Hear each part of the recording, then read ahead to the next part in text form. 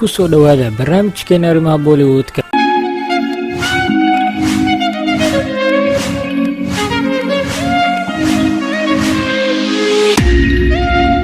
Superstar Akshay Kumar filimkiisa Kesari ayaa sameeyay ganacsi wanaagsan toddobaadkiisii saddexaad, halka saddexdiisa maalmood ugu horreysay uu keenay 7.25 karoor, wuxuuna haatan wadartiisa guud ahaaneed gaaray 140 karoor muddo 18 maalmood ah.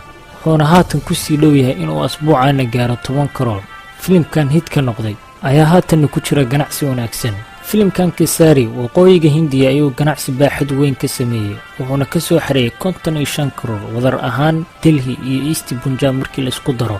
asigoo Mumbai ka sameeyay ganacsi wanaagsan, wuxuuna ka soo xareeyay 34 karoor. sidoo kale koonfurta Hindiya iyo West Bengali filimka Kesari ganacsi wanaagsan ayuu ka sameeyay, wuxuuna suuqyadaas kaga wanaagsan yahay filimkii ay wadeen Ajay iyo aktarada badan ee Total Dhamal. sidoo kale waxaa la saadaalinayaa in filimkii Total Dhamal iyo filimkan Kesari ay isku qiimo noqonayaan, maadaama filimkii Total Dhamal uu soo xareeyay 150 karoor, kana haatan uu marayo 140 karoor.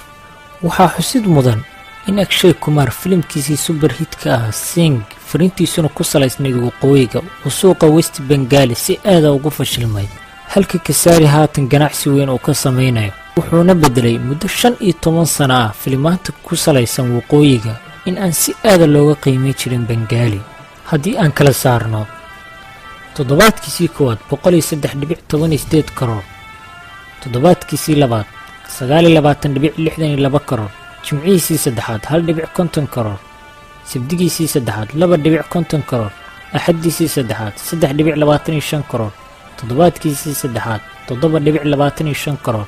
haddii la isku daro wadarta guud 140.5 karoor, wuxuu 10 u jiraa filimkii weynaa ee Total Dhamal oo isagu soo xareeyay wadar ahaan 150 karoor. murqaaniga Bollywoodka John Abraham filimkiisii Romeo Akbar Walter Rao ayaa ganacsi dhexdhexaad ah sameeyay saddexdiisii maalmood ee ugu horreysay, wuxuuna soo xareeyay 21 karoor. filimkan ayaa sabtidii sarukac xooggan sameeyay, balse axadii ma noqon sidii la filayay, waana mid culays ku keeni karta mashruucan, balse waxaa la eegi doonaa Isniinta ilaa Khamiista sida uu isku celin karo. Romeo Akbar Walter ganacsigiisa ugu wanaagsan wuxuu ka sameeyay Mumbai saddexdiisii maalmood ee ugu horreysay oo uu ka soo xareeyay 8 karoor, halka dhammaan gobolada kale ay iskugu jiraan mid hoose iyo mid dhexdhexaad ah. haddii aan kala saarno Jimco 5.25 karoor, sabti 7.25 karoor, axad 8.50 karoor, wadarta guud 21 karoor.